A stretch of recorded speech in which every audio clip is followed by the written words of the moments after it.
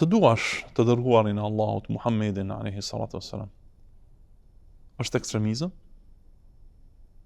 Është tejkalim? Jo. Nuk është ekstremizëm të duash të dërguarin e Allahut.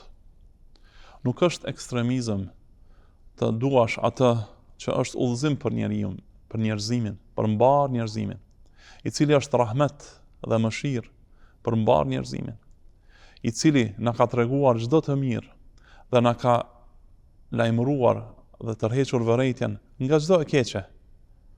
E si mund ta urresh, e si mund mos të duash dikë që ta don ty të mirën, që të tregon rrugën për në xhennet, rrugën për në kënaqësi të përhershme, të cilat nuk do të mbarojnë kurrë, rrugën për përmirësimin e jetës tënde, rrugën për sjellje të mirë ndaj prindve, sjellje të mirë në shoqëri, sjellje të mirë ndaj komshiut, çdo gjë të mirë.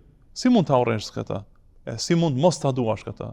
Përkundrazi, do ta duash shumë, sa herë që lexon më shumë diçka për Muhamedit alayhi salatu wasalam, sa herë që e studion më shumë jetë përshkrimin e tij, sirën e tij, do të shohësh se ai meriton gjithë dashurinë që një njeri mund të ketë për një njeri tjetër.